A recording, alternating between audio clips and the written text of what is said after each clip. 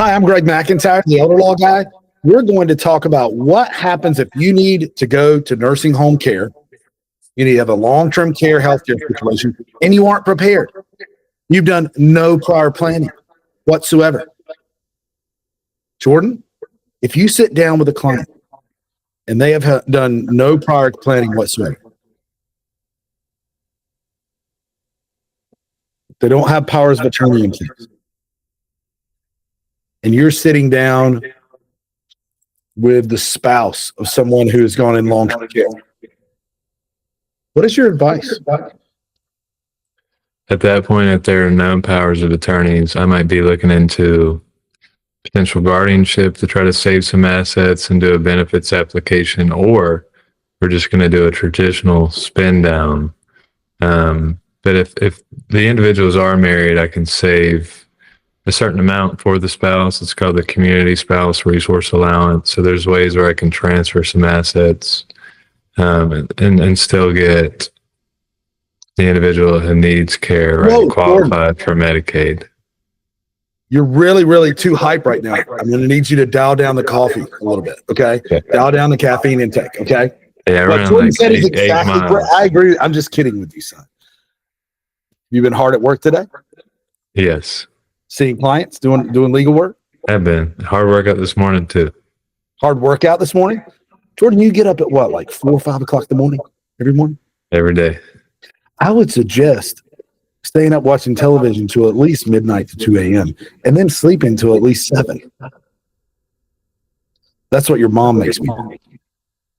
And we work out in the evenings. She's not the only one that makes you do that. You do that anyways. I like doing the mornings sometimes, though. I need to get on Jordan's morning program.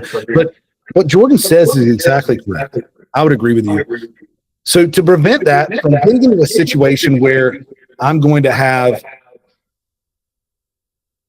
a conversation with a client that guardianship is needed, court proceedings, guardianship is needed. We've got to prepare. We've got to go to hearings. We're kind of under court oversight. If that's not what we want to happen, how do we avoid that? Get a general durable power of attorney. General durable on the financial and legal side, we proactively can appoint the person we want to handle it. It's for our family, for me, it's your mom is my primary, and you are my secondary, my oldest son. Okay. So lost your responsibility there. You're the successor. Okay. Agent. But then what about the healthcare side? Healthcare and placement. You would want to get that as well, right? If you only have a general durable power of attorney, but you want to make some healthcare decisions, you would still have to go get guardianship to be what's called guardian of the person, where you could make healthcare decisions. You want a healthcare power of attorney in place, which is totally separate than the financial and legal power of attorney, which is called the general durable power of attorney, right? Yes. And a separate part of the statute. So, it's very different.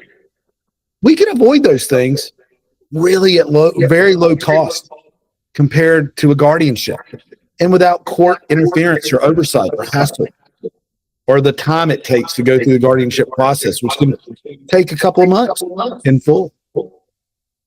So, and guardianships can be contested, right?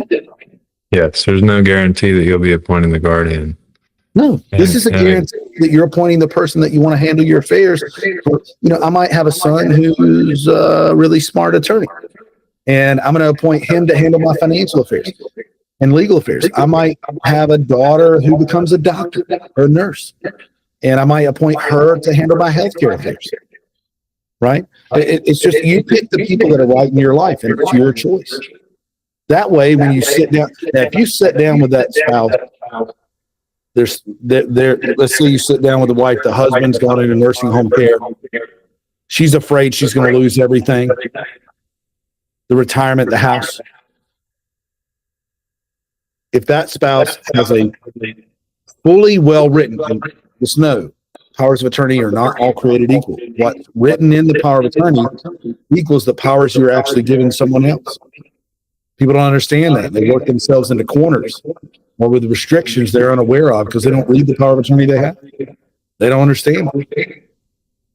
So if you have a robust, you trust the person who you appointed, power of attorney, general durable power of attorney, and a healthcare power of attorney. It covers everything, including a HIPAA authorization, mental health care provisions written in, everything. You're sitting down with that spouse. Now, what would your advice be? Well, you were talking about how all powers of attorneys aren't the same. I'm going to go look at those gifting provisions under whatever power of attorney they have. Hopefully they got it done with us. We tailor our documents to look ahead for these situations so that the agent under the power of attorney isn't limited, right? But if there's a limitation on the gifting provision, it could hinder my ability to protect assets over that amount. It's going to be more difficult.